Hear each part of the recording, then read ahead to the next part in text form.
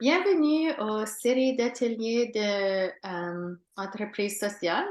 Aujourd'hui, notre expert est Vincent-Luc Brouillard, qui est mon collègue au Centre Pandish Funding, et il va nous parler à propos de la planification des activités entreprises. Alors, over to you, Vincent-Luc. Si Vanessa, ce ne sera pas trop long.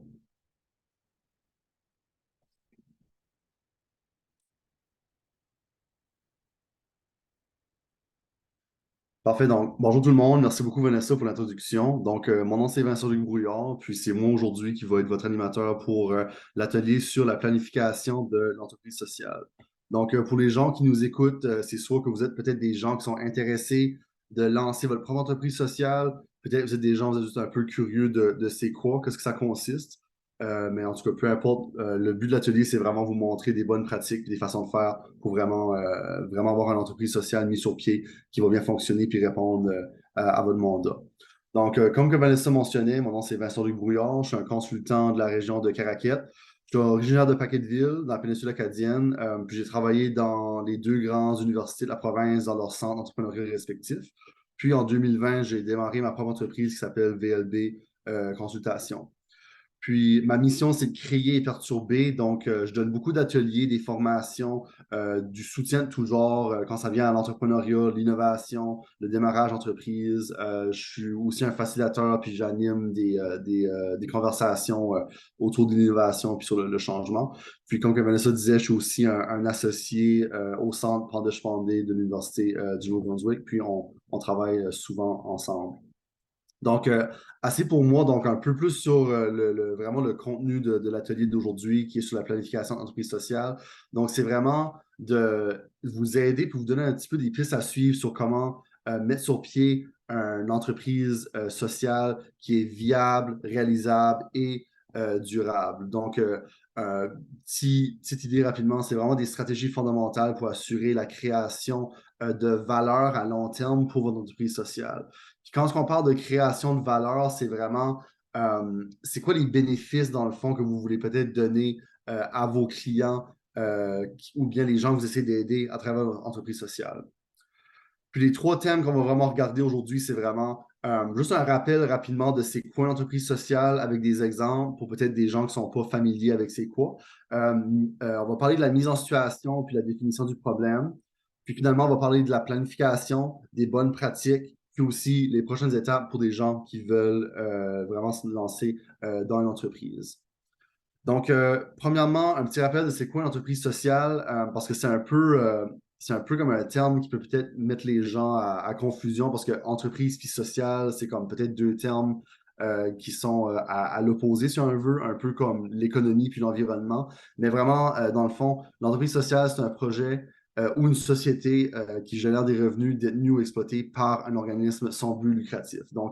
Je vais donner un peu plus d'exemples de c'est quoi vraiment, parce que vraiment, une entreprise sociale, c'est vraiment une zone grise. Il n'y a pas vraiment comme une définition fixe ou une façon vraiment fixe d'être une entreprise sociale. Comme exemple, par exemple, un de nos amis, à moi et Vanessa, Fred Laforge, lui a démarré une entreprise qui s'appelle The Farmer's Truck, qui est basée à Grand-Sault, au Nouveau-Brunswick. Puis qu'est-ce qu'il fait, Frédéric? Il fait des camions pour des marchés, pour vendre des légumes, puis des fruits et légumes. Puis la majorité de ses clients sont aux États-Unis. Puis la manière dont ça fonctionne, c'est qu'un organisme aux États-Unis, dans telle ville, exemple à Atlanta, par exemple, ils vont acheter un camion pour être capable d'apporter des fruits et légumes dans des food deserts qu'ils appellent. Donc, c'est des régions dans des villes où est-ce qu'il n'y a pas d'épicerie, il n'y a pas de supermarché pour ces communautés-là. Donc, c'est vraiment leur donner accès à des bons aliments pour eux. Frédéric, il y a une entreprise à but lucratif, mais il y a aussi son but lucratif, pardon, mais il y a un entrepreneur social parce qu'il veut essayer de créer de la valeur puis du bien dans le monde à sa façon.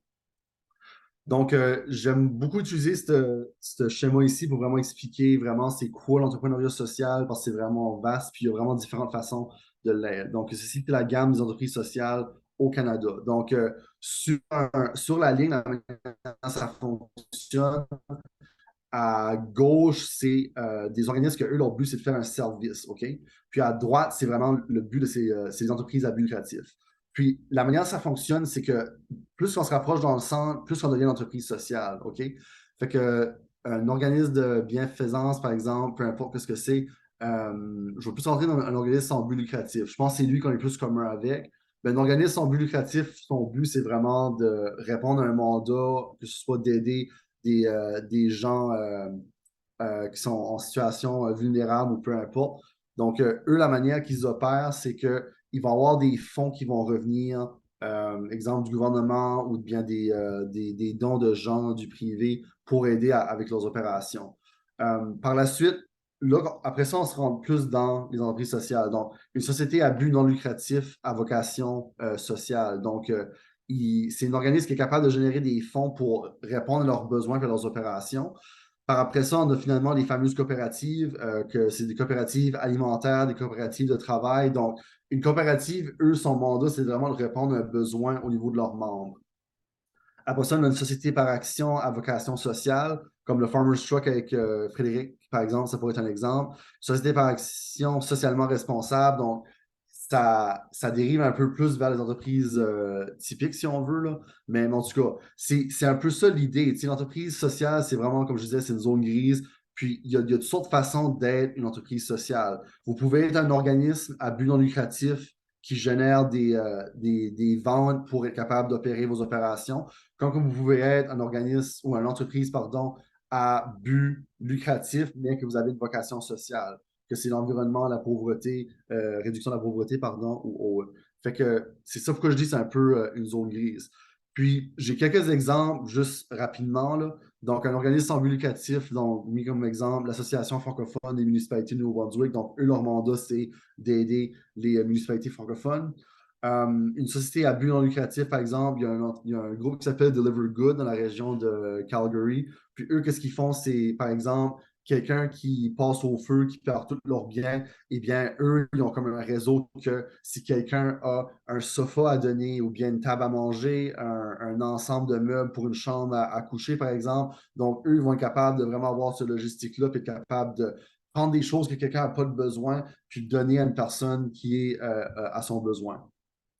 Après ça, comme coopérative, j'ai un exemple d'une coopérative de travail. Donc, c'est basé en Ontario. Puis, c'est Black Women's Professional Work Co-op. Puis, c'est vraiment pour aider les femmes de couleur noire pour vraiment essayer de leur aider à décrocher de l'emploi. Parce que des fois, il peut y avoir de la discrimination ou bien des barrières reliées à l'emploi et tout ça. Société par action à vocation sociale, par exemple, j'ai Patagonia puis Farmers Truck. Donc, Patagonia, pour eux qui ne le savent pas, c'est une entreprise, par exemple, qui il fait beaucoup de vêtements puis de l'équipement pour du plein air, puis des gens qui vont prendre des randonnées, qui font du camping puis tout ça. Puis eux, vraiment, leur but, c'est vraiment de réduire l'impact sur l'environnement. Donc, tous leurs produits sont vraiment durables, sont vraiment dispendieux, mais c'est pour une bonne cause. Toutes leurs chaînes d'approvisionnement, ils font vraiment sûr et certain que les matériaux qu'ils prennent, c'est de sources durables, puis éco-responsables, puis tout ça. Comme je mentionne aussi le Farmer's Truck. Puis j'aime aussi mentionner pour d'autres sociétés ou d'autres entreprises qui sont déjà à but lucratif, il y a aussi une certification qui s'appelle B Corp, B Corporation. Puis dans le fond, c'est vraiment que c'est une certification que les gens ont pour dire que oui, c'est une entreprise, mais leurs opérations, les choses qu'ils font, c'est quand même d'une façon durable puis éco-responsable, par exemple. Vous pouvez sûrement remarquer des fois, comme si vous achetez des produits à l'épicerie qui sont par exemple, comme bio, naturel, puis tout ça, ben, des fois, vous avez peut-être remarqué la certification B Corp sur les étiquettes. Donc, c'est un peu ça pour mon explication d'entreprise sociale assez rapide, mais assez détaillée pour les gens. Donc, la prochaine section, c'est vraiment la mise en situation et la définition du problème parce que il y a souvent les entreprises sociales, ils essaient vraiment de résoudre un enjeu ou une grande problématique qui peut être assez difficile. Mais je veux juste vous donner un exemple un peu d'une jeune femme qui s'appelle Veronica, si je me souviens bien, de comment est-ce qu'elle a approché un problème, puis montrer un peu l'évolution aussi de son entreprise sociale. Donc, Veronica, c'est une femme de 20 ans, dans le temps, en 2012, puis elle étudiait la conception de produits au College for Creative Studies au Détroit Michigan aux États-Unis. Puis elle, sa mission, c'est qu'elle voulait vraiment essayer de créer un produit qui allait combattre ou bien résoudre un problème ou bien un besoin dans sa communauté. Puis elle, avec ce qu'elle est venue avec comme idée, c'est qu'elle voulait créer un manteau pour les gens sans-abri qui peut aussi devenir un sac de couchage. Donc, les garder au chaud, puis aussi leur donner un petit peu de logement puis de protection au niveau des éléments. Donc, c'est juste une petite idée. Donc, Victoria, elle a fait un premier prototype. Ça vient passer. Elle a fait la production en masse. Elle a produit beaucoup, beaucoup de manteaux qui peuvent devenir des sacs à couchage. Puis, j'ai trouvé une petite animation qui explique un peu comment est-ce que ça fonctionne. Puis, ouais, c'est ça. Puis, le tout peut aussi se transporter facilement pour quand c'est l'été, par exemple. Donc, c'est vraiment un beau produit. Elle a vraiment pensé de façon holistique les besoins des sans-abri dans la région de Detroit. Donc, elle a commencé à donner ces manteaux aux sans-abri. Puis, une conversation qui revenait souvent, c'est oui, ils appréciaient vraiment le manteau, mais c'est qu'au bout de la ligne, ces gens-là, comme ils ne s'attendaient pas d'être un sans-abri toute leur vie. Ils sont juste dans une mauvaise passe tout de suite, ils ont eu des malchances peut-être, puis ils sont sur la rue, mais ils aimeraient vraiment avoir ça, un emploi pour qu'ils peuvent retourner comme ils étaient avant, qu'ils pouvaient contribuer et participer à la société tous les jours. Donc, Veronica, qu'est-ce qu'elle avait déjà fait avec ses manteaux et tout ça? Veronica, elle a un peu pivoté, elle a pivoté un peu son entreprise sociale. Puis, qu'est-ce qu'elle faisait, c'est qu'au lieu qu'elle-même, elle faisait les manteaux et tout ça, elle a commencé à entraîner des gens sans-abri pour vraiment qu'eux pouvaient commencer à faire la production et la confection de ces fameux manteaux-là. Donc, dans le fond, elle leur offrait un offre à l'emploi. Ils étaient capables de former d'autres aptitudes, puis peut-être juste de rentrer de nouveau dans la routine du travail, puis devenir plus autonome, puis justement, pour en fin de ligne, en fin de bout de ligne, que les gens soient capables d'avoir une seconde chance à la vie, puis qu'ils peuvent retourner par la suite, puis trouver un autre emploi par la suite. Fait que ce programme-là d'emploi, c'était vraiment permanent. L'idée, c'était vraiment qu'une personne pouvait venir travailler quelques semaines, quelques mois, pour être capable de se remettre sur pied un peu, puis par la suite, retourner dans le marché du travail, puis se retrouver un autre logement par la suite. Fait que c'est juste un peu pour montrer un peu comme des fois, notre idée initiale, elle peut être bonne, mais des fois, quand on est en entreprise sociale, puis même entrepreneur typique, il faut vraiment être capable de savoir pivoter puis s'adapter aux changements. Euh, Parce que justement, on peut avoir une idée, mais quand on arrive sur le terrain puis qu'on l'exécute, des fois, c'est pas toujours la même chose. Fait que juste des points à retenir par rapport à l'expérience à Veronica. Donc, c'est vraiment important de retirer les apprentissages de votre expérience, surtout les expériences sur le terrain. Je dis souvent à n'importe quel type d'entrepreneur, que ce soit régulier ou bien social, vraiment que aussitôt que vous avez une idée, vraiment, n'ayez pas peur de le mettre, de faire un premier prototype, de le faire le plus rapidement possible que ce que vous avez en tête, parce que justement, il y a peut-être des choses que vous n'avez pas pensé, il y a peut-être des échecs ou des problèmes que vous allez faire face. Donc, le plus rapidement que vous pouvez vraiment essayer de faire un test puis de voir comment ça fonctionnerait. Aussi, c'est vraiment important de voir différents partenaires qui pourraient exister sur le terrain, qui pourraient vous aider. Parce que au bout de la ligne, vous n'essayez pas de compétitionner avec ces gens-là. Peut-être c'est des banques alimentaires ou des gens qui donnent accès à du logement pour des sans-abri, par exemple. Ben, vous n'êtes pas nécessairement là comme un compétiteur. Vous avez tous le même mandat, la même mission, le même objectif que vous essayez d'atteindre.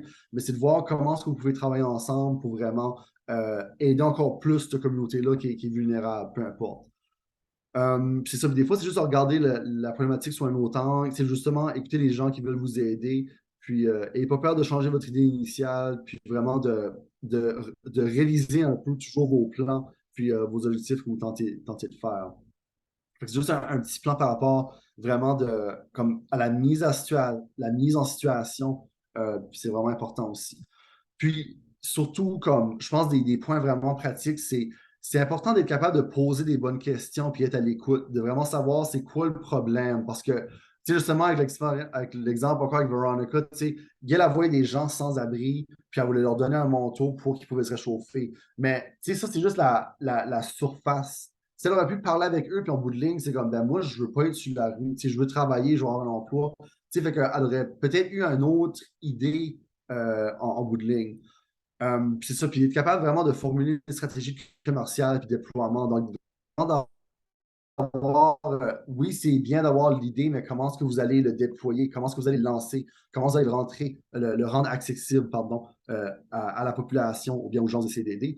Puis finalement, je pense que vraiment comme la grande, peut-être la grande, le grand point à retenir vraiment de l'histoire de Veronica, c'est, c'est faut tomber en amour avec le problème et pas avec la solution. Parce que des solutions, il y en a à l'infini. Mais c'est quand ce que vous connaissez, comprenez vraiment bien la problématique de la personne, de son expérience, de son environnement, de son jour du jour, c'est plus facile de vraiment bien être capable de trouver une solution quand ce que vous avez de l'empathie pour eux et tout ça. En tout cas, c'est juste une petite parenthèse que je voulais faire là-dessus pour n'importe qui travaille en entrepreneuriat, en entreprise sociale parce que c'est, c'est vraiment important de le faire, ces étapes-là, c'est important de le faire aussi avec une entreprise régulière, mais encore plus avec une entreprise à vocation sociale. Donc, maintenant, la planification de bonnes pratiques, les prochaines étapes, donc la dernière section. Donc, il y a beaucoup de choses ici, mais on va aller d'un peu en ordre chronologique. Donc, premièrement, une entreprise sociale, en bout de la ligne, vous essayez d'aider quelqu'un. On essaie de prendre soin de l'un puis de l'autre. C'est vraiment ça qui est l'idée générale des entreprises sociales. Le dilemme, par contre, c'est vraiment quand ça vient, comment est-ce qu'une entreprise sociale peut être autosuffisante, OK? Parce que si je regarde, par exemple, une banque alimentaire, les banques alimentaires, ils vont recevoir du financement de la province, puis du financement, peut-être des dons de la communauté. Mais s'ils n'auraient pas ce financement-là, ces programmes-là, etc., ils seraient pas capables d'opérer.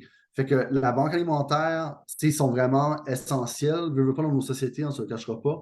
Mais un autre type d'entreprise sociale qui n'aurait pas accès à ce genre de financement-là, ben, ils sont vraiment vulnérables. Puis, c'est pas vraiment une bonne méthode de garder la durabilité.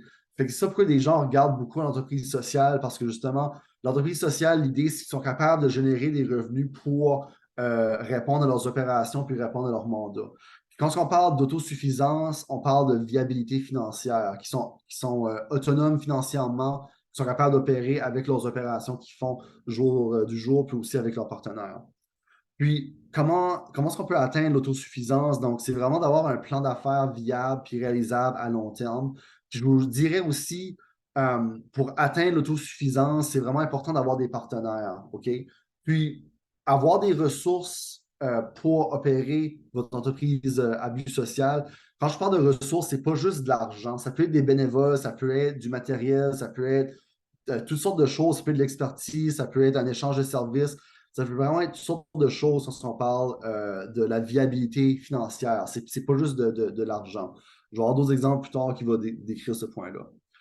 Donc, vraiment, pour que vous ayez capable d'avoir un impact dans le monde, il faut vraiment que vous ayez une base solide sur une stratégie commerciale durable, OK? Parce que c'est vraiment important d'avoir une idée de ce que vous voulez faire, mais c'est vraiment aussi d'avoir un plan un peu comme opérationnel de, OK, qu'est-ce qu'on a de besoin pour vraiment être capable d'opérer et aller de l'avant avec ça. Puis je sais des fois qu'un un plan d'affaires, des fois, ça peut pas toujours être intéressant ou ça peut peut-être être intimidant pour des gens, mais c'est juste un plan à la base d'opération de comment vous allez mettre sur pied votre organisme, puis comment est-ce que ça va se passer durant les 3 à 5 prochaines années. Juste que vous ayez un peu un plan de comment est-ce que vous allez vous y prendre. Puis, juste pour résumer un peu assez rapidement, je trouve comme vraiment les besoins essentiels de toute entreprise sociale. Pour moi, il y a vraiment 3 piliers vraiment comme viables pour une bonne entreprise sociale. Donc, premièrement, c'est vos solutions aux problèmes, d'avoir vraiment des bonnes solutions que vous connaissez votre clientèle, les gens que vous essayez d'aider, puis vous avez vraiment une solution que vous êtes capable de livrer assez facilement, puis que c'est pas trop compliqué non plus. Deuxièmement, c'est avoir différentes sources de revenus. Puis quand je parle de sources de revenus, c'est pas juste des fonds d'argent, ça peut être des bénévoles, comme je disais, ça peut être des partenaires, peu importe, pour être capable de réaliser votre mandat que vous vous donnez. Puis finalement, encore une fois, c'est avoir des partenariats stratégiques. Par exemple, que si vous louez un local, d'essayer de l'avoir à moindre coût. Donc, ces gens-là, ça peut être un partenaire. Peut-être que vous avez des partenaires qui peuvent vous aider avec votre visibilité. Si jamais vous avez un nouveau programme, vous faites une levée de fonds, vos partenaires peuvent partager votre information sur la levée de fonds et tout ça. Donc, je pense vraiment à l'entreprise sociale, si vous n'avez pas plusieurs partenaires stratégiques ou des bons partenaires stratégiques, que vous avez des bonnes relations avec eux, pour moi, je pense que c'est vraiment lui qui est comme le pilier vraiment le plus important. Mais quand je vais rentrer dans un exemple bientôt, vous allez voir un peu où est-ce que je veux l'emmener avec ça. Donc, pour mon exemple que j'aime beaucoup, c'est Habitat pour l'humanité. Donc, eux, c'est un organisme qui sont pan-canadiens, puis je pense même international, si je me rappelle bien. Puis eux, qu'est-ce qu'ils font? C'est qu'ils essaient vraiment de rendre du logement accessible à des gens qui sont dans le besoin. Donc, par exemple, ici, on a une famille de Syriens qui sont dans la région de Moncton depuis 2015. Puis, l'été passé, je pense que c'est cet été, ils vont leur bâtir une maison dans la région du Grand Moncton.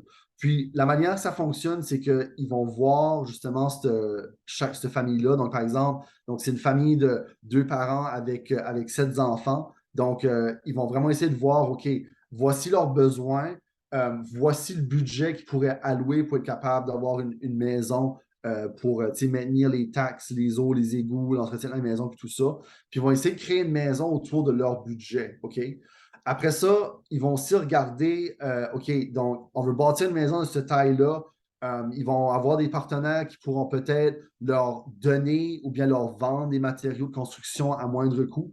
Puis, Habitat pour l'humanité, ils ont vraiment comme une armée comme de bénévoles. Il y a des contracteurs qu'ils vont payer pour vraiment être en tête pour mettre sur pied la maison, mais ils vont avoir des bénévoles comme par exemple des gens de la communauté. Des fois, il y a des organismes ou des entreprises dans la région de Moncton comment je veux dire ça? Il y a beaucoup de corporations, par exemple, que à chaque année, chaque employé, ils ont, exemple, une semaine payée qui peuvent aller faire du bénévolat comme qu'ils veulent à un organisme. Puis, ça peut être un exemple que quelqu'un pourrait aller travailler une semaine de temps bénévolement pour commencer à monter la maison sur pied. Puis aussi, les gens qui reçoivent la maison, c'est dans le contrat, c'est obligatoire qu'ils doivent donner 100 heures de bénévolat pour construire ou donner un coup de main à d'autres maisons qui vont être bâties à travers du programme Habitat pour l'humanité. Donc, c'est juste un peu pour montrer un peu comment est-ce que ça fonctionne. C'est sûr qu'une maison comme ça, peut-être ça vaudrait comme 250 000, mais peut-être avec la main-d'œuvre qui vient majoritairement des bénévoles, avec les matériaux qui sont donnés gratuitement ou à moindre coût par leurs partenaires. Vous voyez, le prix de la maison diminue vraiment, puis le prix de l'hypothèque diminue aussi. Donc, la famille serait en mesure de payer leur hypothèque pour être capable de vivre confortablement dans la maison. Puis une autre source de revenus aussi pour Habitat pour l'humanité, c'est qu'ils ont un restore. Donc, c'est un magasin deuxième main, une friperie, où est-ce qu'ils reçoivent des dons, puis après ça, ils vendent aux gens. Puis avec les revenus, ils sont capables de générer d'autres sources de revenus pour leurs opérations, que c'est la construction de maisons ou d'autres activités qui tournent autour de leur mandat, qui encore une fois, de réduire vraiment la pauvreté puis augmenter l'accessibilité au logement. Donc, c'est un peu ça. Puis, en bout de ligne, c'est sûr que je pense qu'il faut que je le souligne aussi, monter une entreprise sociale, c'est sûr que ça prend plus d'efforts, mais en bout de ligne, encore une fois, si vous avez des bons partenaires, une entreprise sociale peut vraiment être vraiment plus solide parce que justement, euh, il y a comme la délégation un peu dans les tâches, dans les responsabilités, parce que justement, c'est vraiment comme un effort collectif, en fait. Puis, vraiment, quand ça vient pour monter si vous avez une idée d'une entreprise sociale, il existe beaucoup d'outils pour vraiment essayer de vous simplifier la tâche. Comme celui-ci, c'est un outil qui est utilisé fréquemment pour les gens qui veulent se lancer en entreprise, c'est le Business Model Canvas. Puis, il y a beaucoup de choses. Il y a vos clients, c'est quoi vos propositions de valeur. En bas, c'est tout ce qui est chiffre. Vos coûts, c'est quoi, puis comment est-ce que vous générez de l'argent. Je ne vais pas entrer trop en détail, là, mais c'est juste un outil qui simplifie vraiment l'exercice de c'est quoi votre entreprise que vous allez mettre sur pied, c'est quoi son modèle, c'est quoi les différentes parties qui existent, puis tout ça. Il existe beaucoup de différentes sortes de business model canvas, mais pour les entreprises sociales. Comme il y en a un ici qui est vraiment intéressant. Je ne veux pas entrer trop en détail là, parce qu'il y a beaucoup de parties, mais dans le fond, c'est que il y a comme une façon de le remplir si on veut. Donc, premièrement, il y a les parties prenantes. Donc, si je prends Habitat pour l'humanité, par exemple, donc, qui est-ce qui bénéficie de ce qu'eux ils font? Mais dans le fond, c'est tout le monde qui bénéficie du travail de Habitat pour l'humanité parce que ça diminue la pauvreté puis tout le monde est gagnant quand on fait ça. Les clients, ben, c'est vraiment la famille euh, vont avoir la maison. Donc, c'est vraiment c'est quoi leurs besoins, puis comment est-ce qu'on peut vraiment répondre à ce qu'ils veulent en tant, quand ça vient à un habitat. Puis finalement, les partenaires, que ce soit financier ou autre. Donc, tu sais, il ne faut pas oublier, il faut penser aussi à nos partenaires. Donc, dans le fond, pourquoi eux, ils s'impliquent? C'est quoi la raison qu'ils devraient s'impliquer? Puis donc, peu importe quelle façon qu'ils peuvent s'impliquer aussi.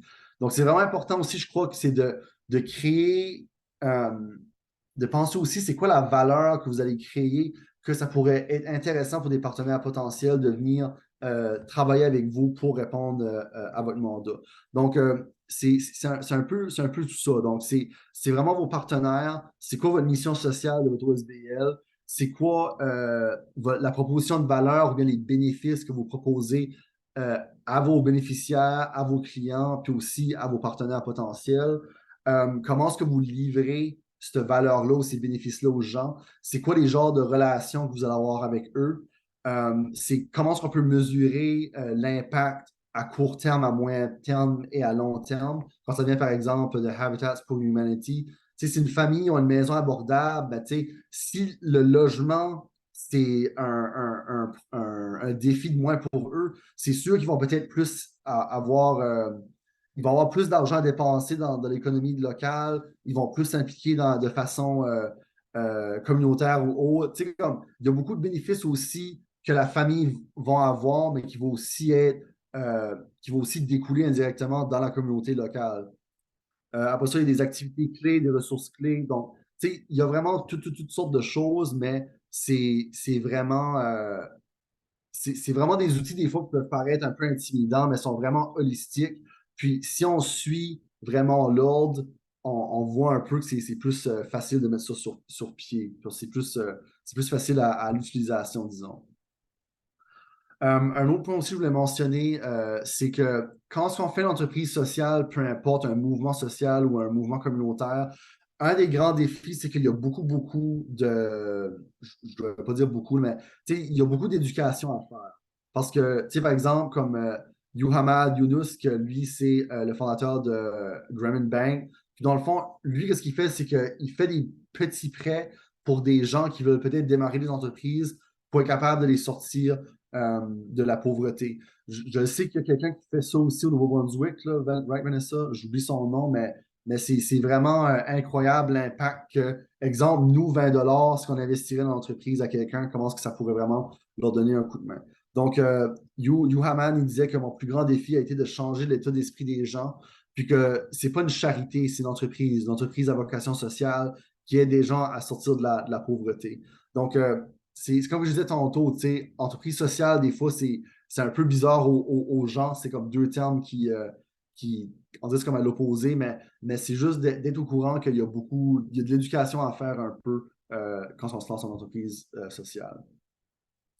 Donc, assez rapidement, je pense que c'est mon avant-dernière diapo. Donc, pour des stratégies gagnantes, c'est vraiment important d'avoir une vision holistique de l'entreprise, vraiment comprendre qu'est-ce que vous essayez de faire, comment est-ce que ça fonctionne dans l'écosystème, puis dans votre réseau. Que s'il y a déjà des choses comme ça qui se passent dans votre communauté, c'est pas de dupliquer quelque chose qui existe déjà, mais c'est de voir comment est-ce qu'on peut ajouter à ça, disons.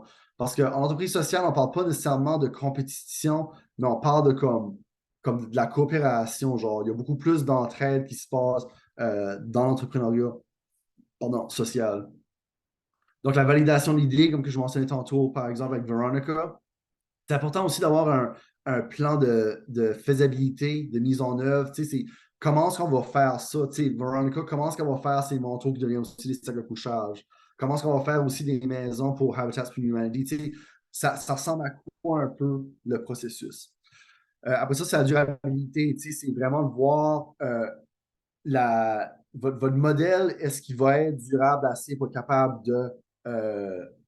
d'opérer pendant 3, 5, 10, 20 ans? D'être sûr vraiment que vous avez toutes les ressources pour vraiment avoir une bonne santé financière, santé au niveau de vos opérations.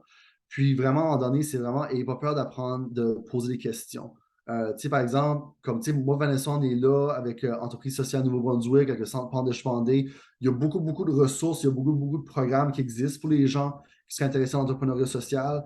Puis vraiment, on est vraiment un beau réseau au Nouveau-Brunswick quand ça vient à l'entrepreneuriat social. Donc, c'est vraiment pas hésiter de nous poser des questions à nous ou bien à d'autres gens autour de la communauté pour essayer de mettre des belles initiatives comme ça sur pied. Donc, je pense que ma dernière diapo, je me rappelle bien. Donc, vraiment, rappelez-vous juste des trois piliers que pour moi, je pense que c'est vraiment essentiel. D'avoir une bonne solution au problème, d'avoir les différentes sources de revenus, comme que je disais, que c'est monétaire, ressources, du matériau, des bénévoles ou autres. Puis vraiment avoir des bons partenariats stratégiques avec les gens. Parce que vraiment, pour moi, c'est ça, on dirait dans ma tête, que je vois que c'est les bons piliers pour vraiment avoir une bonne entreprise sociale. Puis finalement, au fur et à mesure que si vous faites cet exercice-ci, c'est vraiment de vous poser des questions. Votre idée d'entreprise sociale, elle est-tu viable? Est-ce que ça fait du sens? Est-ce que ça fonctionnerait? Après ça, est-ce que ça serait réalisable? Puis finalement, est-ce que ça serait durable?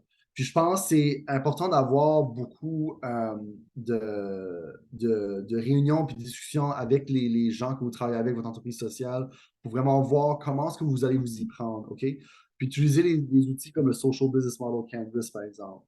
En tout cas, c'est pas mal ça. Je veux aussi faire un clin d'œil rapidement que le Centre Pandej Pandey, puis aussi Entreprise sociale Nouveau-Brunswick, le 15 juin prochain à Fredericton, il va y avoir une activité qui s'appelle l'Excellence d'entreprise sociale au Nouveau-Brunswick, où est-ce que notre communauté va vraiment tout venir ensemble pour vraiment célébrer les choses qu'on a faites durant les dernières.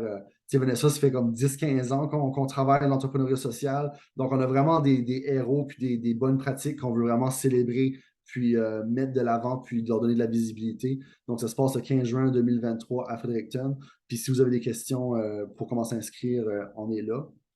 Donc, ça conclut vraiment ma présentation d'aujourd'hui sur l'atelier.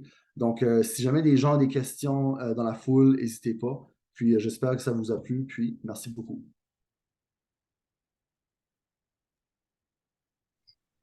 Merci, c'était très bon overview. Et je vois que Shirley ici, et avant qu'on parle pour la journée, je vais juste demander si elle a des questions.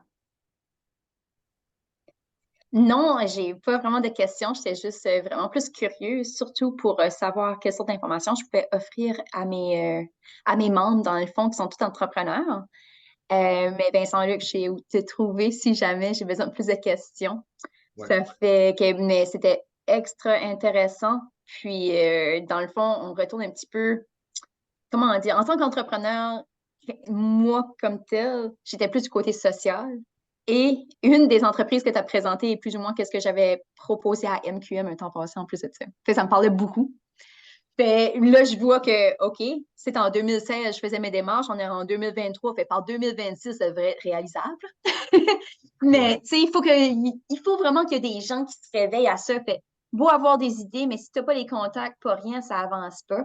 Mais ça, c'était avec mon programme, le programme Je reviens, j'y reste. Et ensuite de ça, avec le programme que tu avais offert justement avec CALD. C'était toi qui étais là, justement, l'année comme telle, Vincent-Luc. C'est toi qui m'avais présenté Léopold et Diane Carey. Puis ça, c'était une des entreprises que j'avais voulu mettre en marche avec eux. Mais tu vois, on reste tout le temps aux alentours des mêmes choses. Tu veux aider la région, tu veux aider le développement justement des entreprises et on est rendu vers le côté social.